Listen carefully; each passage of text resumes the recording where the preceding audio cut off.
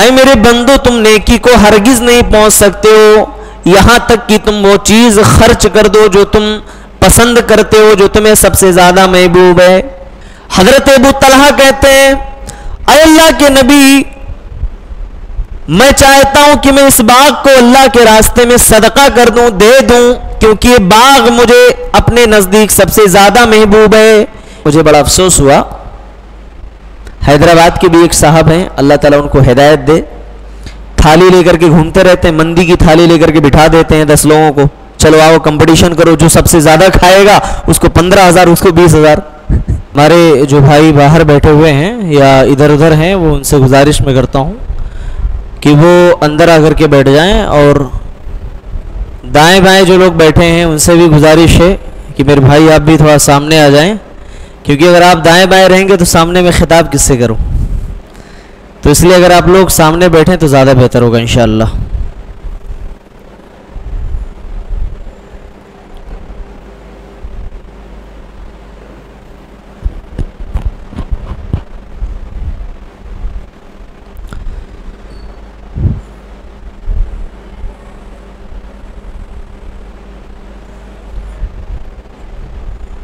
ان الحمد للہ نحمده ونستعینه ونستغفره ونعوذ باللہ من شرور انفسنا ومن سیئات اعمالنا من يهده الله فلا مضل له ومن يضلله فلا هادي له واشهد ان لا اله الا الله وحده لا شريك له واشهد ان محمدا عبده ورسوله اما بعد فإن خير الحديث كتاب الله وخير الهدي هدي محمد صلى الله عليه وسلم وشر الأمور محدثاتها وكل محدثة بدعة وكل بدعة ضلالة وكل ضلالة في النار۔ تیسرے پارے کی کچھ منتخب آیات کا ہم نے خلاصہ آپ کے سامنے عرض کیا تھا۔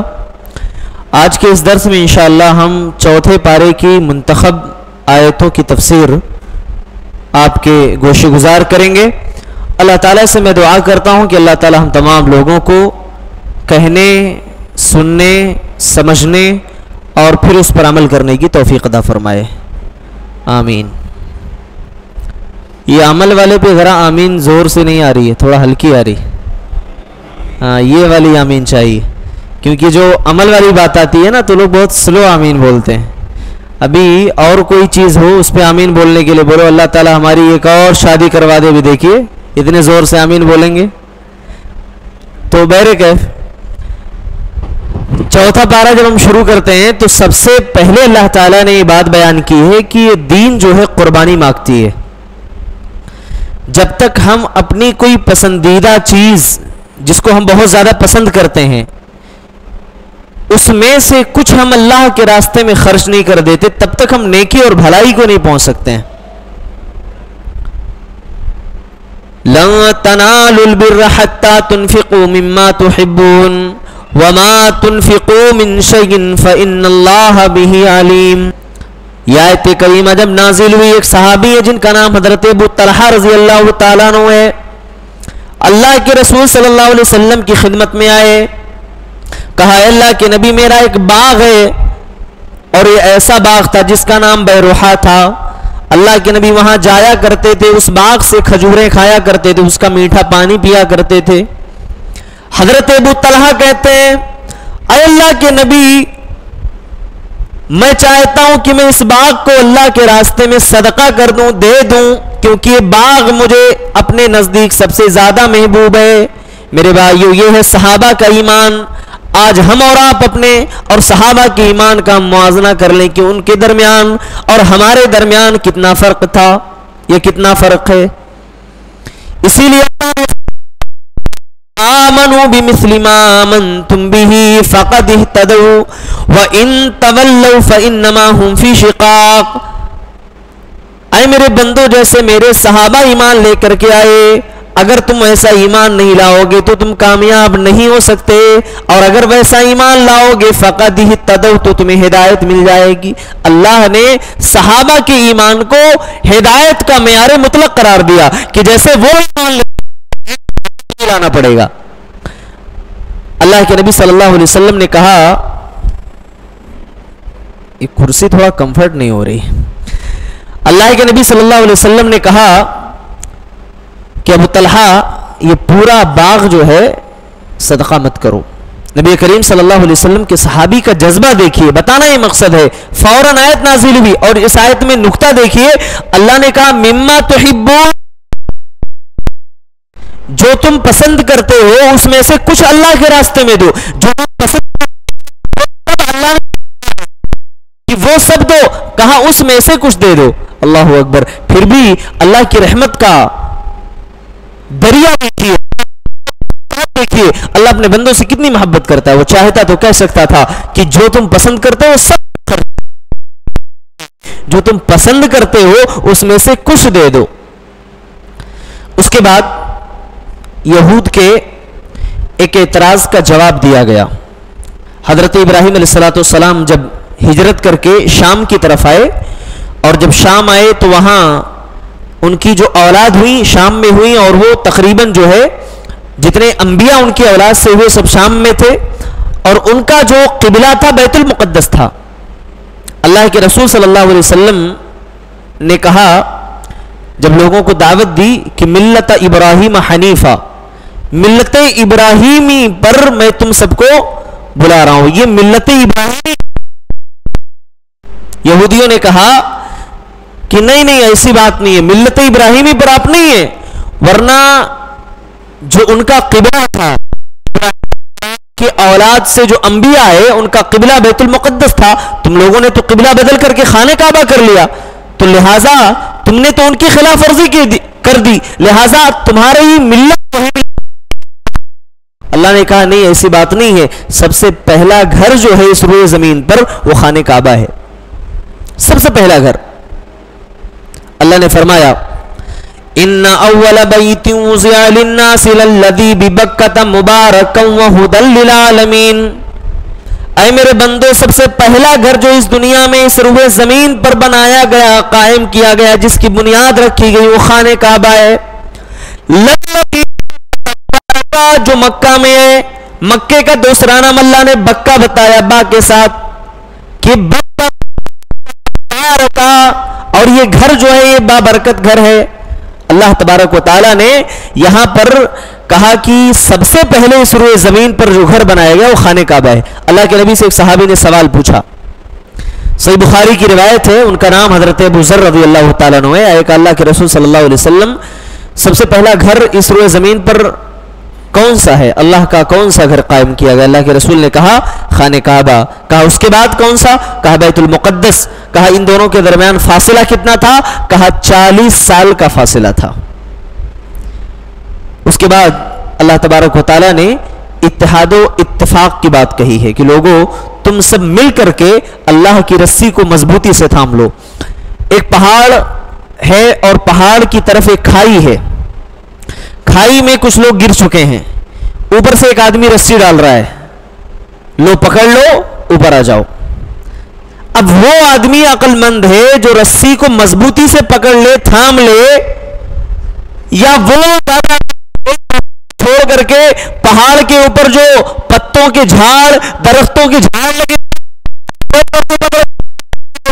اوپر آنے کی کوشش کرے؟ کون سا ہوشیار ہے؟ عقل مند کون ہے؟ جو رسی پکڑ رہا ہے وہ نہیں, تم رسی پکڑ لو ہم تمہیں اوپر کھینچ لیں گے, وہ زیادہ عقل مند ہے, یا جو پہاڑوں پر لگے ہوئے جھاڑ کو ادھر ادھر پکڑ کے اوپر آنا چاہتا ہے وہ رسی والا ہے. کیوں؟ اللہ نے کہا ایسے ہی قرآن ہم نے اتارا ہے, یہ قرآن اس کو پکڑ لو گے بلندی پر چڑھ جاؤ گے, بلندی کے مقام پہ فائز ہو جاؤ گے. وَاعْتَصِمُوا بِحَبْلِ اللَّهِ جَمِيعًا وَلَا تَفَرَّقُوا وَاذْكُرُوا نِعْمَةَ اللَّهِ عَلَيْكُمْ إِذْ كُنْتُمْ أَعْدَاءً فَأَلَّفَ بَيْنَ قُلُوبِكُمْ فَأَصْبَحْتُمْ بِنِعْمَتِهِ إِخْوَانًا. اے میرے بندو, تم سب مل کر کے اللہ کی رسی کو مضبوطی سے تھام لو. وَلَا تَفَرَّقُوا, اور فرقوں میں نہ بٹو. یہاں اللہ کی رسی سے مراد قرآن اور حدیث ہے. یعنی اے لوگو, جب تک قرآن اور حدیث کو مضبوطی سے تھام لو گے کبھی گمراہ نہیں ہوگے, کبھی تم گمراہی میں نہیں پڑو گے, اور ان دونوں کو اگر چھوڑ دو گے تو تم گمراہ ہو جاؤ گے. اللہ کے نبی نے فرمایا تھا ترکت فیکم امرین لن تضلوا ما تمسکتم بہما کتاب اللہ و سنت رسولی. دو چیزیں، اللہ کی کتاب اور ایک سنت رسول، ان دونوں گے تو گمراہ ہونے سے دنیا کی کوئی طاقت تمہیں نہیں روک سکتی. آج مسلمان انہی دونوں چیزوں کو چھوڑ کر کے باقی سب پکڑے ہوئے ہیں. بس اسے قرآن کی بات بس سنائیے، حدیث سے کوئی حوالہ مت دیجئے. اور افسوس ہوتا ہے ایسے بھائیوں پر جو آ کر کے اپنے مسئلوں کو جب بیان کرتے ہیں تو چاہتے ہیں، وہ یہ نہیں سوچتے کہ جو حق ہے وہ مجھے معلوم ہو، بلکہ وہ یہ چاہتے ہیں جو میں کر رہا ہوں اس کی تائید قرآن اور حدیث سے مجھے مل جانی چاہیے. میرے بھائیو، یہ اہل حق کا معیار نہیں ہے. اہل حق کا معیار یہ ہے کہ جو ہے ثابت شدہ ہے، نہ کہ جو میں عمل کر رہا ہوں وہ ثابت ہونا چاہیے. یہ فرق ہے. اس کے بعد اللہ تبارک و تعالیٰ نے غزوہ احد کے حالات بیان فرمائے. غزوہ احد شوال سن 3 ہجری میں پیش آیا، اور جنگ بدر میں جب کافروں کو شکست ہوئی تو مسلمانوں سے مقابلہ کرنے کے لیے 3000 کی تعداد میں حاضر ہو گئے مقابلے کے لیے. اور یہاں اللہ کے نبی صلی اللہ علیہ وسلم 1000 کی تعداد لے کر کے روانہ ہوئے ان سے جنگ کرنے کے لیے. راستے میں جو منافق تھا عبداللہ ابن ابی واپس آ گیا. مسلمانوں کے دلوں میں تھوڑا سا پستی آئی، تھوڑا حوصلہ شکنی ہوئی. ظاہر ہے کہ حوصلہ ٹوٹتا ہے. ایسے موقع پر اللہ کے نبی صلی اللہ علیہ وسلم نے کہا کہ دیکھو جنگ شروع ہو رہی ہے. عبداللہ بن زبیر رضی اللہ تعالی عنہ اور ان کے ساتھ جو 50 تیر انداز تھے ان کو کہا کہ یہ پہاڑی ہے، اس پر قائم رہنا، کھڑے رہنا، یہاں جمے رہنا. اور کہ اگر ہم شکست کھا رہے ہیں، جیت رہے ہیں، یا پرندے نوش نوش کر کے کھا رہے ہیں، پھر بھی تم اپنی جگہ چھوڑنا نہیں، اپنی جگہ پر قائم. اور اللہ کے نبی صلی اللہ علیہ وسلم نے دیکھیے اس واقعے کے اندر جو بہت باریک نقطہ ہے، بہت باریک نہیں کہہ سکتے ہیں لیکن جو بہت اہم نقطہ ہے وہ میں بیان کرنا چاہتا ہوں. آج ہم اور آپ شکایتیں کرتے ہیں مسلمانوں کے اوپر بہت ظلم ہو رہا ہے، مسلمان مارے جا رہے ہیں، مسلمان کاٹے جا رہے ہیں. اس واقعے کے اس پوائنٹ پر اگر آپ غور کریں گے آپ کو اس سوال کا جواب مل جائے گا، مسلمان کیوں مارے جا رہے ہیں. ہر کوئی سوال پوچھتا ہے نا، مسلمان کیوں مارے جا رہے ہیں.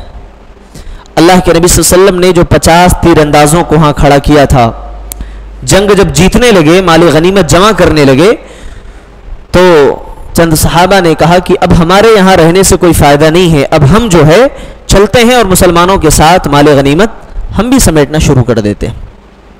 جیسے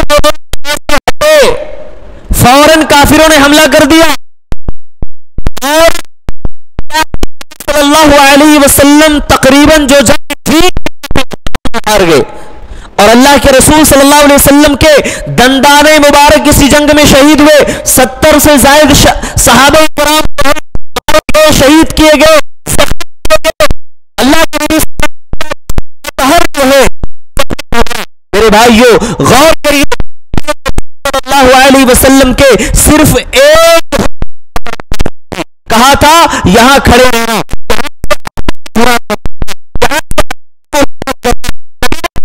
فرماتی وہاں سے ہٹے. اللہ نے فوراً اس پر مسلمان غالب آ رہے تھے. ایک اگر 70 سے زیادہ گردنیں کاٹی جا سکتی ہیں تلوار کی، بھائیو مجھے جواب دو، آج ہم ہر کیا ہماری گردنیں نہیں کاٹی جائیں گی؟ کیا ہمارے اوپر مصیبت نہیں آئے گی؟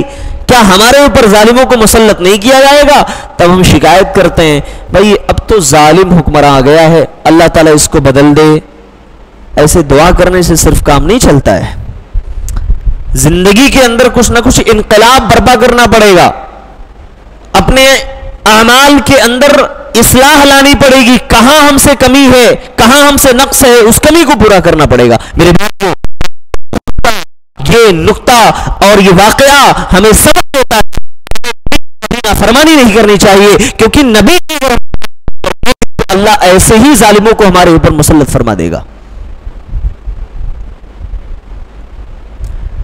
فَلْيَحْذَرِ الَّذِينَ يُخَالِفُونَ عَنْ أَمْرِهِ أَن تُصِيبَهُمْ فِتْنَةٌ أَوْ يُصِيبَهُمْ عَذَابٌ أَلِيمٌ۔ ان لوگوں کو نبی کی مخالفت سے باز آ جانا چاہیے، رک جانا چاہیے جو اللہ اس کے رسول کی نافرمانی کرتے ہیں۔ ان تصیبہم فتنۃ او یصیبہم عذاب علیم، کہیں ایسا نہ ہو کہ انہیں کوئی فتنہ اپنی چپیٹ میں لے لے، کوئی فتنہ اپنے دبوع میں لے لے۔ پتہ یہ چلا کہ اللہ اس کے رسول کی نافرمانی کرنے سے اللہ کی طرف سے فتنہ آتا ہے، اللہ کی طرف سے عذاب آتا ہے، اللہ ایسے ہی دشمنوں کو، کافروں کو ہمارے اوپر مسلط کر دیتا ہے۔ شکایت مت کرو میرے بھائی، کہیں نہ کہیں کمی ہے جس کی وجہ سے آج مسلمان مار کھا رہے ہیں۔ اس کے بعد اللہ تعالیٰ نے کہا کہ لوگوں رب کی مغفرت حاصل کرو، اللہ کی مغفرت حاصل کرنے میں ایک دوسرے سے آگے بڑھ جاؤ۔ دنیا کے اندر ہر چیز میں کمپٹیشن ہے نا، لیکن بھلائی اور خیر میں کمپٹیشن کرنے والے بہت کم لوگ ملیں گے آپ کو۔ انٹرنیٹ کے اوپر ایک ویڈیو دیکھ رہا تھا میں، مجھے بڑا افسوس ہوا۔ حیدرآباد کے بھی ایک صاحب ہیں، اللہ تعالیٰ ان کو ہدایت دے، تھالی لے کر کے گھومتے رہتے ہیں، مندی کی تھالی لے کر کے بٹھا دیتے ہیں 10 لوگوں کو، چلو آؤ کمپٹیشن کرو، جو سب سے زیادہ کھائے گا اس کو 15,000، اس کو 20,000۔ یہ ہندوستان میں لوگ صرف یہی کریں گے، باقی دوسرے دیشوں میں، ممالک میں جو ترقی یافتہ ملک ہے وہاں یہ کام کرتے ہوئے لوگ آپ کو نظر نہیں آئیں گے۔ کہتے ہیں نا جہاں لوگ فرصت میں ہوتے ہیں ان کو یہی سب چیزیں سجائی دیتی ہیں۔ مارکیٹ میں نکل گئے تو لوگوں سے سوال پوچھنا شروع کر دیا، ہے نا۔ میرے بھائیوں، کمپٹیشن کرنا ہے، کھانے پینے میں کمپٹیشن نہیں، کمپٹیشن کرنا ہے برائی میں نہیں۔ چل تو یہ کر لیا نا، میں یہ کر کے بتاتا ہوں، تو نے 1 سگریٹ پیے، میں 10 پی کے بتاتا ہوں، ہے نا۔ اللہ نے کہا نہیں نہیں نہیں نہیں، کمپٹیشن اگر کرنا ہے خیر میں کرو، نیکی میں کرو، بھلائی میں کرو۔ وَسَارِعُوا إِلَى مَغْفِرَةٍ مِّن رَبِّكُمْ وَجَنَّةٍ عَرْضُهَا السَّمَاوَاتُ وَالْأَرْضُ۔ اے میرے بندو، تم اللہ کے مغفرت کی طرف دوڑ پڑو۔ ابھی رمضان کا مہینہ ہے، اللہ کی مغفرت اپنے بندوں کو اپنے دامن میں لے لیتی ہے۔ میرے بھائیو، یہ مہینہ بھی اگر کوئی پانے کے بعد اپنی مغفرت نہ کروائے، اللہ کے سامنے اپنی بخشش نہ کروائے، مجھے بتائیے اس سے بڑا بد نصیب انسان اور بدقسمت انسان کون ہو سکتا ہے؟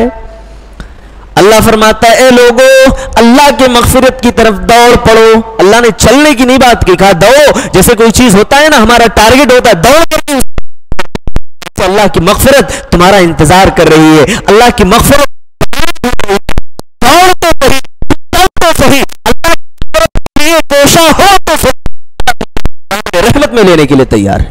لیکن بندہ کہہ رہا ہے نہیں نہیں نہیں، ہماری مغفرت نہیں ہونا، شیطان کی مغفرت ہو جائے تو ہو جائے مگر میری نہیں ہونا۔ میرے بھائی، اللہ کے لیے ابھی بھی وقت ہے، اپنے اعمال کی اصلاح کر لو، اس مہینے سے فائدہ اٹھا لو۔ اللہ نے اس آیت کے ٹکڑے میں کہا وَجَنَّةٍ عَرْضُهَا السَّمَاوَاتُ وَالْأَرْضُ، اور ایسی جنت کے لیے کوشاں ہو جاؤ، ایسی جنت کے لیے دوڑو جس کی چوڑائی زمین اور آسمان کے برابر۔ یاد رکھیے، اللہ نے جو بات جیسے کہہ دی ہے ہمیں ویسے ایمان لانا ہے۔ ابن حبان کی روایت ہے، اللہ کے نبی صلی اللہ علیہ وسلم کی خدمت میں ایک آدمی آیا، سوال پوچھا کہ اللہ کے رسول، جب جنت کی چوڑائی برابر ہے تو جہنم کدھر ہے؟ رات دیکھیے؟ ہاں دیکھیے اللہ کے نبی، اللہ کے رسول میں نے دیکھی ہے۔ کہا دن آتا ہے، رات کہاں چلی جاتی ہے؟ کہا اللہ جو چاہتا ہے کرتا ہے۔ کہا اسی طریقے سے اللہ نے جو بات کہہ دی ہے اس میں اپنا عقل اور اپنا دماغ زیادہ لگانے کی ضرورت نہیں ہے۔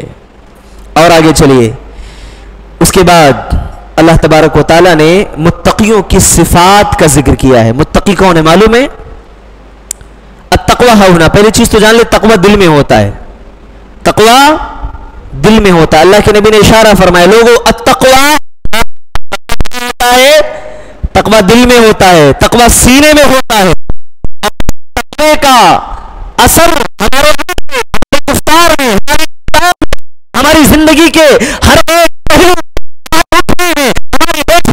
ہمارے سونے، ہمارے جاگنے میں، یہاں تک کہ ہمارے تقوی کا اثر ہوگا، ہمارا گفتار، ہمارا اخلاق بہتر ہوگا۔ جتنا تقوی ہمارا हमारे मामलात में कमजोरी होगी। तो तकवा ये असर दिखाता है मेरे भाइयों।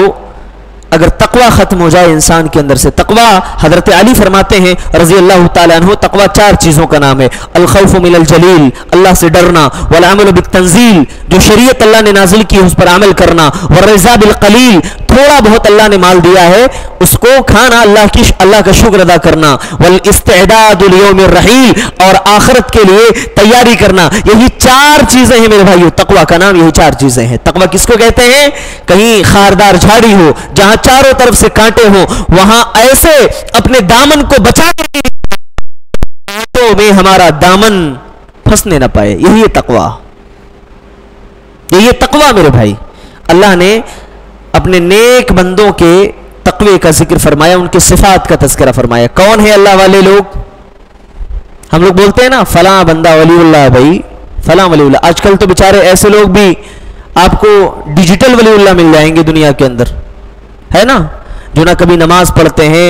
आजकल क्या है, डिजिटल जमाना है ना। आज के जमाने में लोग डिजिटल फकीर भी ढूंढ लेते हैं। एक वीडियो वायरल हो रही थी किसी मांगने वाले की, जो स्टेशन पे बैठ करके वो फोन पे का जो बार कोड होता है उसको लगा करके गले में बैठा हुआ है। अब जो भी आ रहा है बेचारा मजाक में 1-2 रुपए स्कैन करके जो है उसको सेंड कर दे रहा है। तो ये नया जमाना आ गया है, तरक्की याफ्ता जमाना है। खैर आज के जमाने में जो इल्म की इतनी तरक्की है, यहां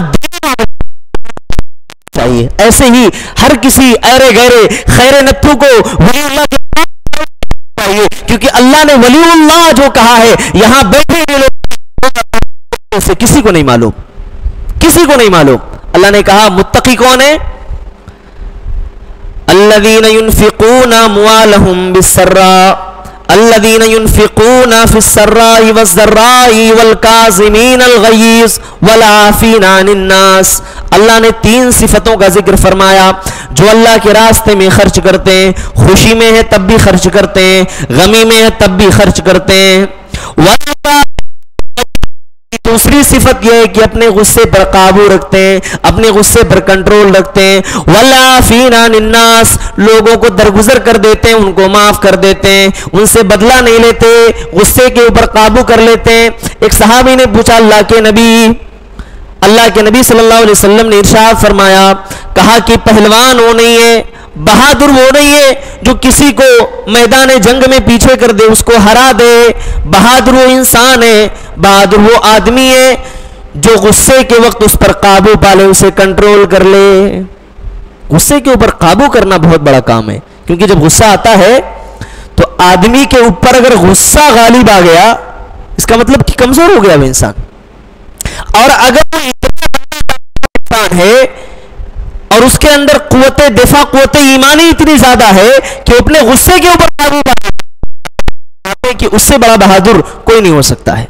अल्लाह ने इस आयत में 3 बातें कही, कहा मुत्तकियों की सिफात क्या है? खुशी में हो या गमी में अल्लाह के लिए खर्च करते हैं।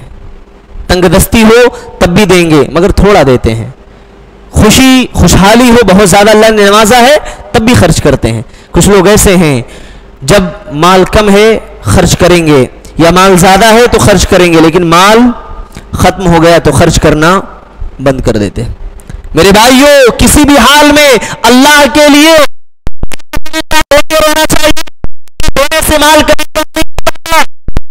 और कहा कि नेक तकवे वाले वो लोग हैं जो गुस्से पर काबू रखते हैं, माफ कर देते हैं, दरगुजर कर देते हैं। मेरे भाइयों, माफ करना बहुत बड़ी बात है। किसी ने आपको गाली दे दी, आप भी जोश में आ जाएंगे, इसको पकड़ेंगे और मारना है। गुस्सा ने कहा गुस्से के ऊपर काबू पाना ये मुत्तकियों की सिफत है। अच्छा, इनसे जब गलती होती है तो क्या करते हैं? भाई गलती हर इंसान से होती है। अल्लाह ने आगे वाली आयत में कहा इनसे जब कभी गलती होती है तो क्या करते हैं? अल्लज़ीना इज़ा फ़अलू फ़ाहिशतन औ ज़लमू अनफुसहुम ज़करुल्लाह फस्तग़फ़रू लिज़ुनूबिहिम। जब इनसे कोई गुनाह हो जाता है, इनसे कोई खता हो जाती है, तो अल्लाह तबारक व तआला की तरफ रुजू करते हैं, अल्लाह से माफी मांगते हैं और अल्लाह तबारक व तआला के सामने इस्तिग़फ़ार करते हैं। अल्लाह इनके गुनाहों को माफ कर देता है, इनके गुनाहों को मिटा देता है। वलम युसिर्रू इज़ा मा फ़अलू, اور جو گناہ انہوں نے کیا ہے اس کو بار بار نہیں کرتے, اس پر اصرار نہیں کرتے. ایک آدمی جب گناہ کر لیتا ہے, توبہ کرتا ہے, پھر اور تقوی والے بندے وہ ہیں, کبھی ان سے گناہ ہو جاتا ہے تو اس کو بار بار نہیں کرتے, اس پر اصرار نہیں کرتے, اسے چھوڑ دیتے ہیں اللہ کے لیے اور پختہ عزم کر لیتے ہیں. یہ ہوتا ہے اہل تقوی کی پہچان. اس کے بعد اللہ تبارک و تعالی نے کہا کہ کامیابی کا اصول کیا ہے, کامیابی کس کو کہتے ہیں. یا ایھا الذین آمنوا اصبروا, اے ایمان والو صبر کرو, وصابروا, اور دشمنوں کے مقابلے میں جنگ کرو, اور میدان جنگ کے لیے, واتقوا اللہ, اور اللہ سے ڈرو تاکہ تم کامیاب ہو جاؤ. اللہ نے 3 چیزیں بتائی, کہا یہ کامیابی کی ضمانت ہے, صبر کرنا ہے, اور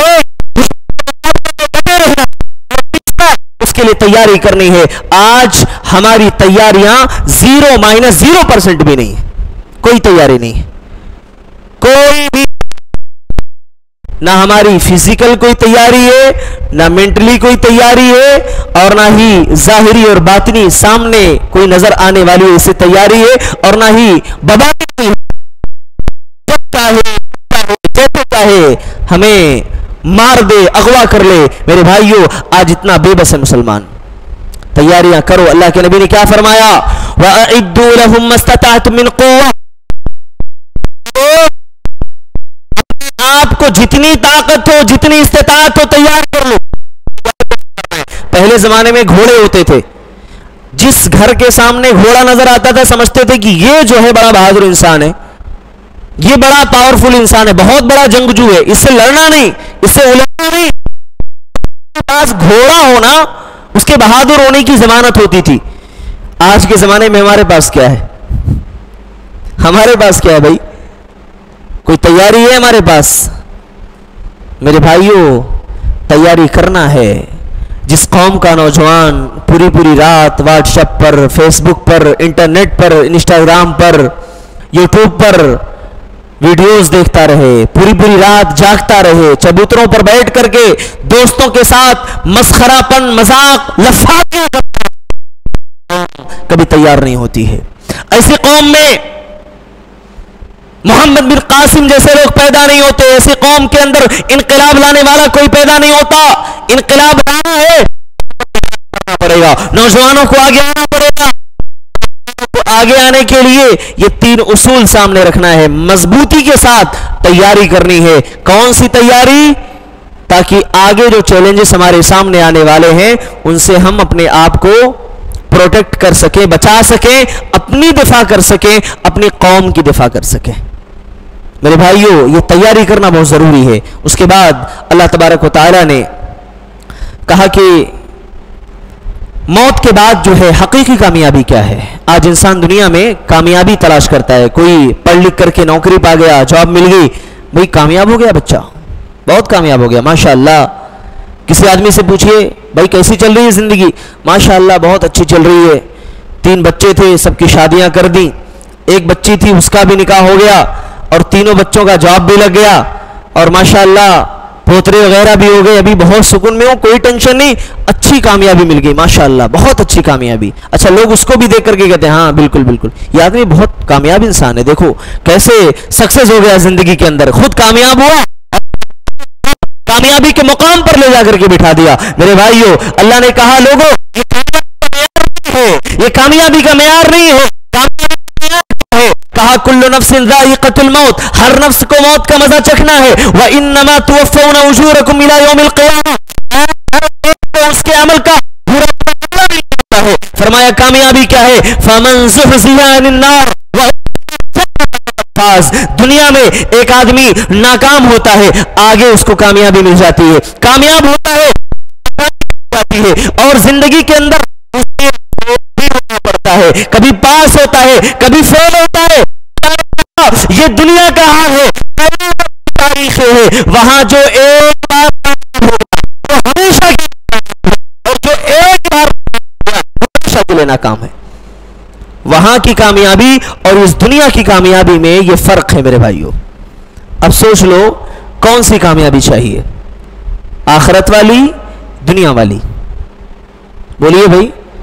60 سال کی زندگی میں سکون نہیں ہے نا. ایک دن گھر کے اندر بغیر فین کولر ہے نا اور لائٹ اور کرنٹ کے بغیر نہیں رہ سکتے. بھائی گھر کے اندر لائٹ رہنا چاہیے, نہیں رہ سکتے ہیں. یہ 60 سال کی تیاری ہے جس زندگی کا کوئی زمان 60 سال 50 سال 70 سال اس دنیا میں زندہ رہے گا, اور مرنے کے بعد والی وہ ہمیشگی والی زندگی ہے. اس کے لیے ہم نے کیا تیاری کی, اس کے لیے ہم نے کیا فکر کیا ہے؟ اسی لیے اللہ تعالیٰ فرماتا ہے لوگوں فکر کرو. کس کی؟ آخرت کی فکر کرو. اس کے بعد اللہ تبارک و تعالیٰ نے کہا اے لوگوں تقوی اختیار کرو. کس کا تقوی؟ اللہ کا تقوی. یا ایھا الناس اتقوا ربکم الذی خلقکم. اے لوگوں اللہ سے ڈرو جس نے تمہیں پیدا کیا ہے. تو پیدا کرنے والے سے ڈرنا چاہیے. لیکن آج انسان اللہ سے نہیں ڈرتا. جہاں جاب کرتا ہے اس مالک سے ڈرتا ہے. نہیں بھائی غلطی نہیں کرنا, یہ جاب یہ ہمارا جو باس ہے نا نکال دے گا, آنر جو ہے نکال دے گا. میرے بھائی جہاں ہم دنیا کما رہے ہیں وہاں ہمیں اتنا خوف ہے یہ ہمیں نکال دے گا, لیکن اللہ کا دیا ہوا 3 ٹائم ہم کھاتے بھی ہیں سوتے بھی ہیں چین و سکون کی نیند بھی لیتے ہیں اور اس کے بعد اللہ کی نافرمانی بھی کرتے ہیں, پھر بھی ہمارے دل میں ڈر نہیں ہوتا کہ اللہ ہمارا کیا کرے گا. فَاعْتَبِرُوا یا عقل والوں ذرا غور تو کرو. سوچو تو صحیح, کب تک اللہ کی نافرمانی کرو گے؟ کب تک اللہ؟ اب بھی وقت نہیں آیا؟ کیا اب بھی وقت نہیں آیا؟ آخرت کی فکر کر لو. کیا اب بھی وقت نہیں آیا؟ اپنے اعمال کو درست کر لو میرے بھائیوں. اس کے بعد اللہ تبارک و تعالیٰ نے اس تیسرے پارے کی سب سے آخری صفحے میں کچھ محرمات کا تذکرہ فرمایا ہے. محرمات کا مطلب یہ سورہ نساء میں آیت نمبر 23 کے اندر اللہ تبارک و تعالیٰ نے ان محرمات کا تذکرہ کیا ہے جن سے آدمی نکاح نہیں کر سکتا ہے. وہ کون کون ہیں؟ کوئی بھائی بتا سکتے ہیں؟ جی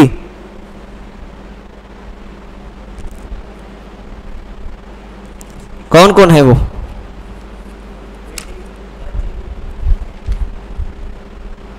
جی